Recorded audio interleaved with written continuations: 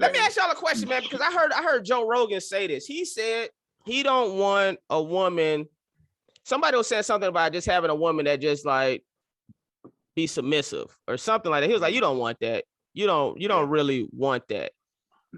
What type of woman, like, do y'all want y'all woman to like push back at y'all all the time and you know, so challenge your thought or not even I don't even, well, hold on before I finish the question. I don't know if pushing back is always challenging your thinking or if they're just being combative to be combative. But do y'all want that in y'all relationships?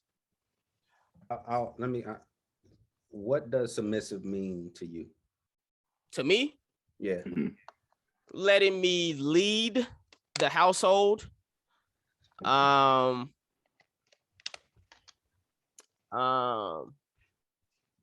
wouldn't say have final say because I do feel like it needs to be a joint. But I don't know. It's one of those like, what the president has, like the to override. What's that? Like the veto? The veto? You got veto power. I should have the veto power if necessary. You know, when we're talking about in the words of submissive, like what submissive means to me, but it's really allowing me to be the man and lead our family, whether that's me leading or me saying, you know what, you take the lead on that. Or if you do take the lead, I'm like, you know what, she know what she's doing in this moment. Let me step back, fall back, and let her do her thing. I dig what you're saying. That's why I had to ask that question, because sometimes we'll throw things out and it'll mean different things to different people. This nigga Aaron keep yawning. Yeah, why? Like, nigga, why? Oh, fuck. Yeah. All right, go. I'm my gonna bad. tell you, I don't know what submissive means. I don't want submissive. I want somebody to challenge me, right? But what I mean by that challenge is, if I'm saying something, question me a little bit to make sure, you know, give me a sanity check. Give me that sound counsel. You should be my sounding board to anything that I'm doing, because if I'm leading the family, if I'm leading the household, I can't just be fucking wild westing it out here. I need you as my helpmate. I need you as my partner. And sometimes when I'm down, I'm gonna need you to pick me up, and you may have to carry a little weight at times. So I couldn't, as far as submissive, I definitely don't want somebody who just gonna do what I say when I say how I say. Not like Agreed. that. But I don't want somebody combative. We shouldn't be combative if we're in a relationship. We should be a teammates to each other, helping each other out to get better and to grow. There's a dip. Go ahead, Aaron. My bad. Go ahead. No, you go, bro. You go. Okay. Boss lady chick was saying kind of what Cece was just saying. When it comes to relationships, it's a team. I didn't come into this shit looking for a child. I didn't come in here looking for a toddler. Are we gonna grow? Yes. Is it gonna be some times that, you know, I might be more experienced in some things that you will have to, you know, I'll help guide you through. But for the most part, bro, that submissive thing is just out the gate, out the water for me, because I feel like in my mind, when somebody says submissive, that means, yes, I am leaving you as a man, but where is your own 2 feet? I came in a relationship, if I'm going to be in a relationship with, it's based upon 4, not just me. You know what I'm saying? I feel like submissiveness could be in a form of dependability. And then now, are you willing to hold on to that? Are you willing to not only build a relationship, but now you have to spend time building up another person? What is your role that you're going to play in that household? But for me, like, nah, that's a lot of energy that I didn't sign up for. So, yeah.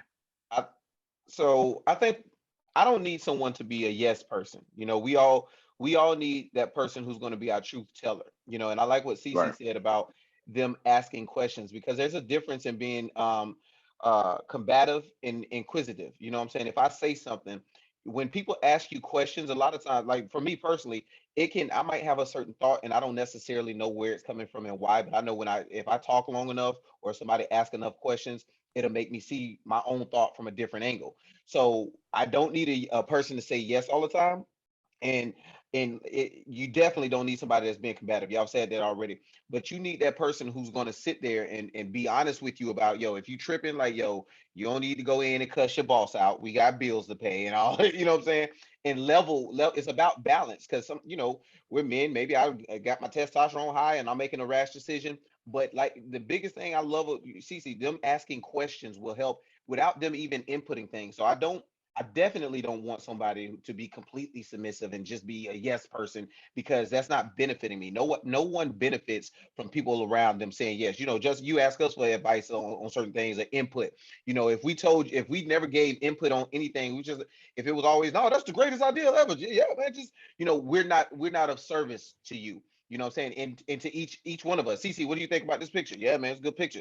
I'm out here putting out shit ass pictures because CC not telling me you're out of focus. You know what I'm saying? So Right. I say that to say, yeah, I definitely don't want somebody to be completely submissive, but yeah, that doesn't mean being combative. It's a balance between asking questions and pushing back. Maybe sometimes they do need to be like, yo, no, we don't need to go this route. And that's going to come down to respect for each other as well, to be like, damn, she ain't never really said no, so maybe whatever this thing is, it might be a real issue. So it has to be a comfort level. The person has to be comfortable saying no to you, and they have to be comfortable being your truth teller. So that's my thought on it. I hear Yeah. all of that. Communication.